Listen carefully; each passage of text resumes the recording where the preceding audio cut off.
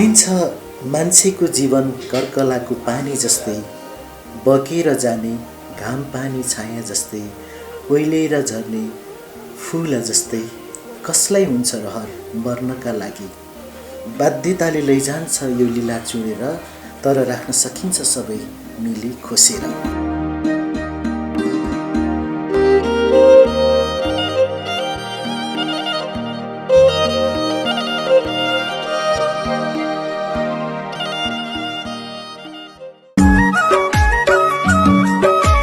नमस्कार साथीहरू, म प्रियजन राई। आज चाहिँ अत्यन्तै दुःखद खबर लिएर आएको छु तपाईँहरूको माझमा। तपाईँहरूको साथमा छु यो बेला। तपाईँ कुन ठाउँमा कस्तो अवस्थामा कसरी बसिरहनु भएको छ, सारा नेपालीसम्म यो भिडियोलाई पुर्याउन तपाईँहरूलाई हार्दिक अनुरोध गर्दछु। थोरै समय छुट्याएर भए पनि यो कार्यक्रमलाई तपाईँले पक्कै पनि सुरुदेखि अन्तिमसम्म हेरिदिनुहुनेछ भन्ने अनुरोध पनि गरेको छु, आशा पनि राखेको छु। गत जेठ 24 गतेको कुरा हो। उदयपुरको कटारी बजारबाट सामान बोकेर उदयपुरकै टाप्ली गाउँपालिका जाँदै गरेको बा 13 च 5648 नम्बरको बोलेरो जिप उदयपुरकै गढी गाउँपालिका 3 चप्लेटी भन्ने ठाउँमा साँझ 7 बजे दुर्घटनामा पर्यो। उक्त बोलेरो जिप सडकदेखि करिब 400 मिटर तल खस्यो।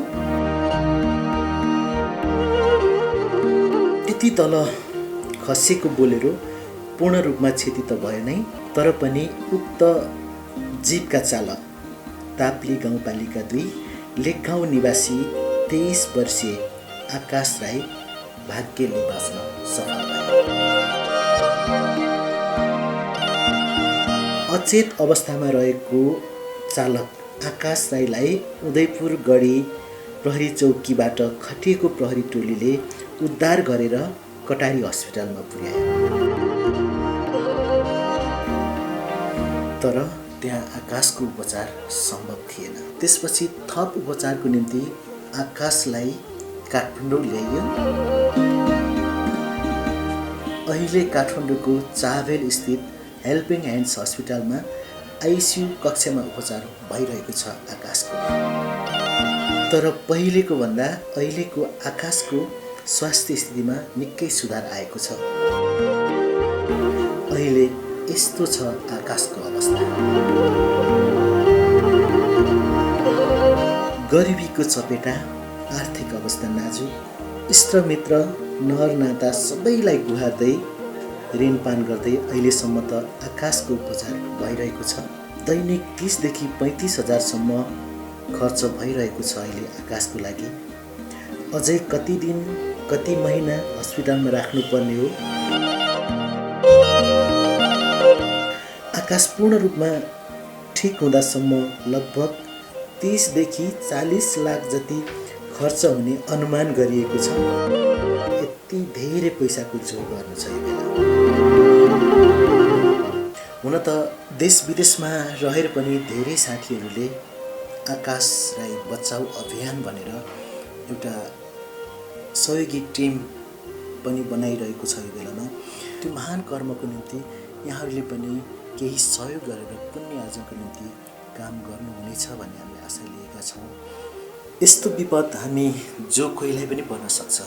आज आकाश राईलाई पर्यो, भोलि तपाईँलाई पर्न सक्छ अनि मलाई पनि पर्न सक्छ।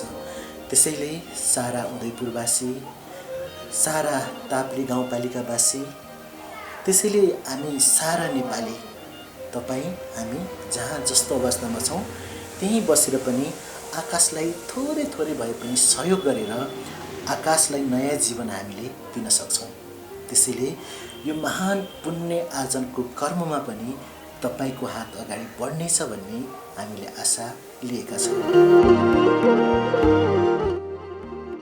बिरामी जो मृत्युसँग लडिरहनु भएको छ, उहाँको मामा रामबहादुर राई हुनुहुन्छ। उहाँको सिद्धार्थ बैंकको खाता नम्बर पनि हामीले तल स्क्रिनमा राखेका छौँ। त्यसै गरी उहाँकोलाई डाइरेक्ट कन्ट्याक्ट गर्नको निम्ति पनि उहाँको नम्बर पनि हामीले तल स्क्रिनमा राखेका छौँ। त्यसै गरी उहाँको दिदी जो बिरामी हुनुहुन्छ यो अवस्थामा मृत्युसँग लडिरहनु भएको व्यक्ति आकाश राईको दिदी बिमला राईको पनि हामीले तल कन्ट्याक्ट नम्बर राखेका छौँ। तिनै नम्बरहरूमा सम्पर्क गरेर कन्ट्याक्ट गरेर यहाँहरू जुन ठाउँमा हुनुहुन्छ त्यहीँ बसेर एउटा नेपालीलाई परेको यो दुःखद घडीमा यो ठुलो पीडामा यो छटपटाइरहेको आकाशलाई बचाउनको निम्ति पुनर्जीवन दिनको निम्ति यहाँहरूले आफ्नो ठाउँबाट सहयोग गर्न हुन हामी हार्दिक अनुरोध गर्दछौँ। त्यसैले तपाईँहरूले सहयोग गरिसकेपछि तपाईँले गर्नुभएको सहयोगको निम्ति धन्यवाद सहित तपाईँको नाम र तपाईँले गर्नुभएको सहयोग रकम हामी अर्को कार्यक्रममा सार्वजनिक गर्नेछौँ। दर्शक महानुभावहरू, हामीले यो दृश्य तपाईँलाई देखाइरहँदाखेरि हामी आफै पनि भाव विवल भइरहेका छौँ। सायद जिन्दगीमा यस्तो खालको भिडियोहरू हामीले कहिले पनि बनाउन नपरोस् भन्ने हाम्रो अपेक्षा त सधैँ रहन्छ। तर पनि बाध्यताले हामीले आकाशको मामासँग पनि केही कुराकानी गर्ने अठुट गऱ्यौँ र उहाँको मामा रामबहादुर राईसँग पनि आकाशको बारेमा केही कुरा बुझ्ने कोसिस गरेका छौँ। स्वागत छ हजुरलाई। धन्यवाद। आकाशको बारेमा अहिले पछिल्लो अवस्था कस्तो छ भन्नुहोस् न। आकाशको अहिलेको स्वास्थ्य अवस्था सुरुमा जुन हामी टिचिङ हस्पिटलमा उपचारको लागि ल्याएको थियौँ त्यहाँनिर चाहिँ आकस्मिक कक्षमा केही उपचार भइसकेपछि त्यहाँ आइसियु छैन भन्ने कुरा भयो।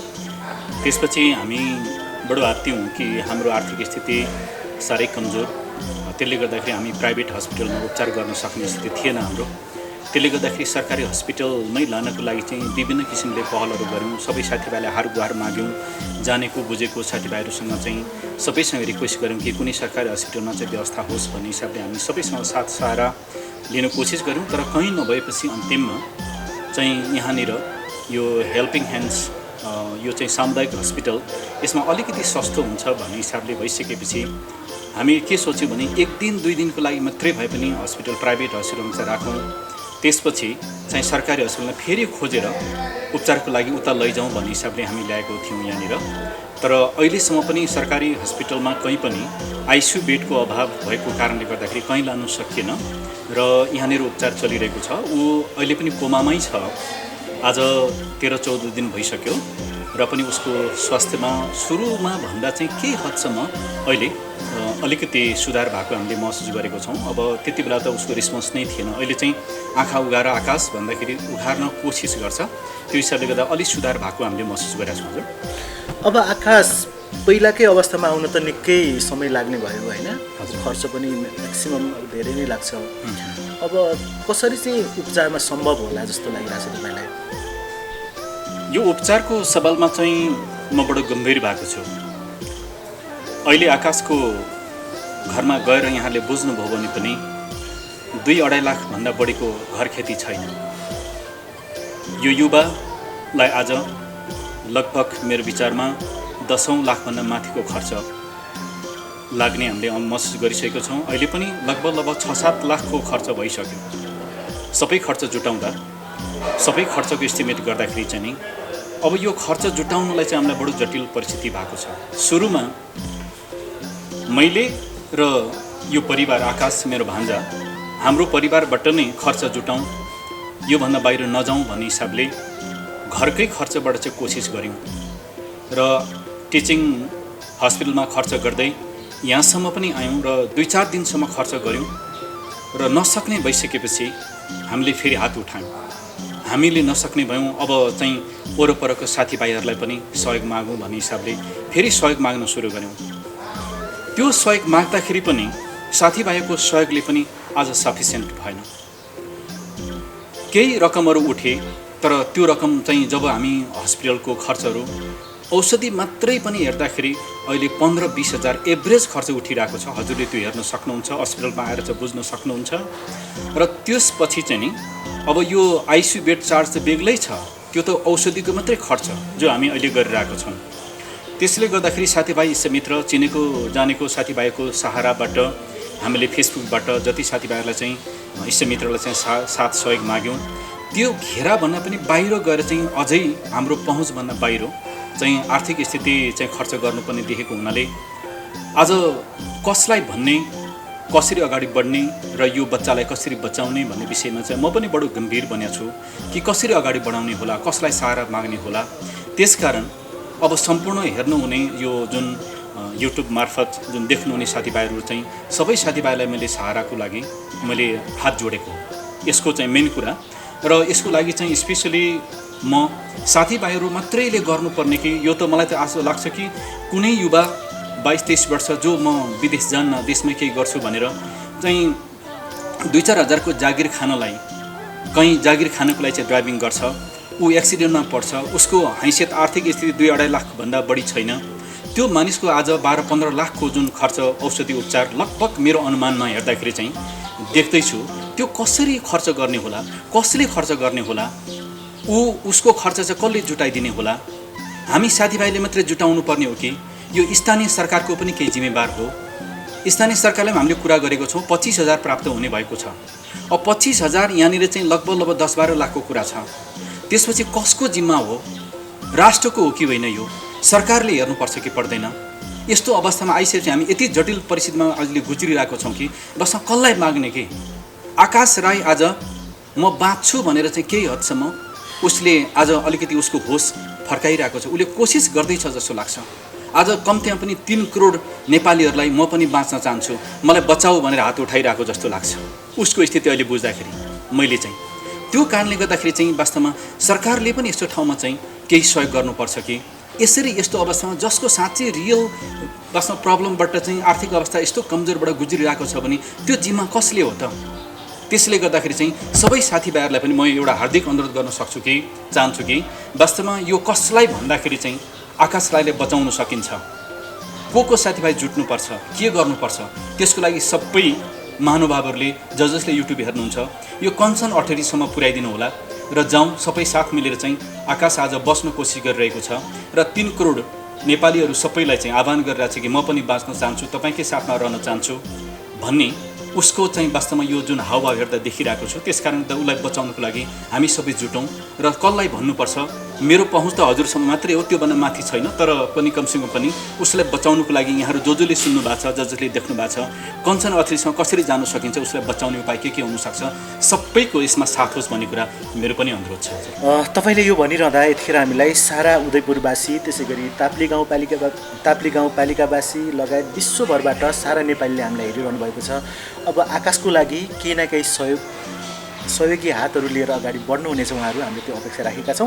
सहयोग गर्नको निम्ति सिधा सम्पर्कको लागि हजुरको नम्बर भनिदिनुहोस्, कसलाई कन्ट्याक्ट गर्दा हुन्छ?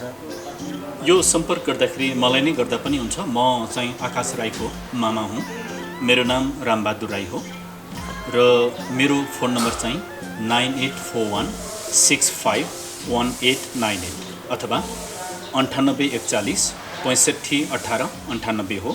यहाँहरूले मलाई डाइरेक्ट सम्पर्क गर्न पनि सक्नुहुनेछ। म मामा हुँ, हामी उपचारमा संलग्न भइरहेको छौँ र मेरो अकाउन्ट नम्बर मैले कतिपय फेसबुक साथीभाइहरूलाई पनि हामी सेयर गरेर त्यहाँबाट पनि सानोतिनो सहयोगहरू साथीभाइबाट भइरहेको छ। त्यसले गर्दाखेरि अकाउन्ट नम्बर पनि मेरो छ, अकाउन्ट नम्बर पनि साथीभाइहरूले सहयोग गरिराख्नु भएको छ। त्यो अकाउन्ट नम्बर चाहिँ म यहाँहरूलाई अहिले भनिदिन्छु र स्क्रिनमा कतै कहाँ राख्नुपर्छ हजुरले चाहिँ राखिदिनु होला।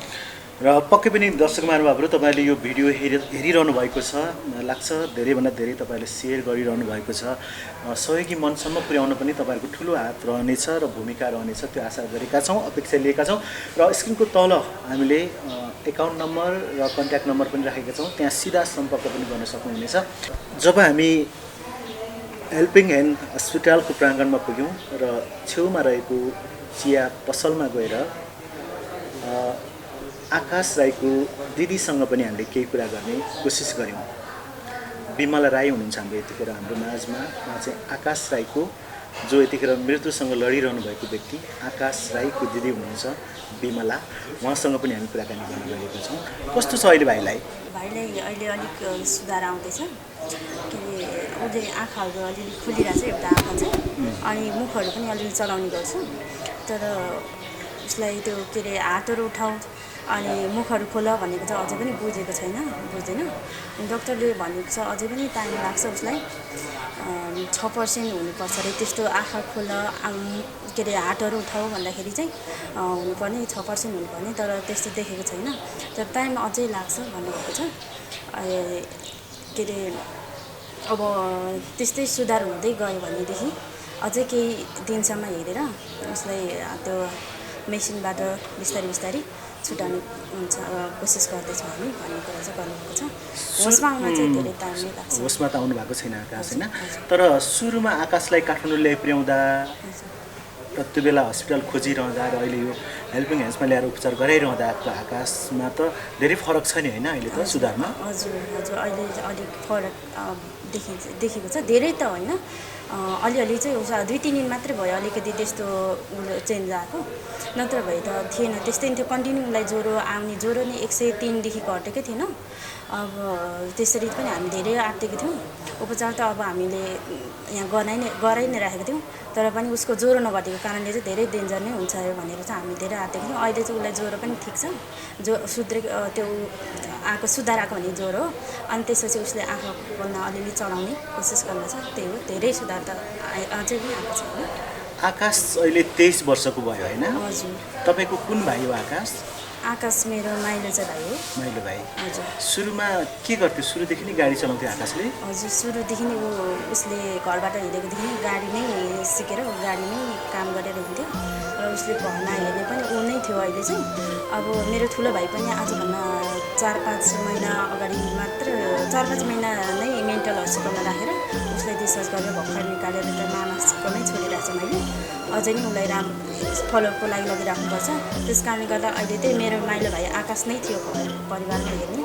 उसले कमाएर चाहिँ अब घरमा चाहिँ बाबामम्मीलाई। परिवारमा अरू को हुनुहुन्छ? परिवारमा बाबा मम्मी भाइ बहिनीहरू सबैजना, हामी म चाहिँ हो ठुलो, अनि सबै भाइ बहिनी हो। कमाउने भनेको चाहिँ आकाश मात्रै थियो अहिले। आकाशले नै पालिरहेको थियो तपाईँहरूलाई, खर्च जीविका चलाइरहेको थियो। अब आकाश भाइ नै यो अवस्थामा छ। हजुर, यो अवस्थामा दुःख लाग्छ मेरो सोच्दाखेरि होइन। हजुर।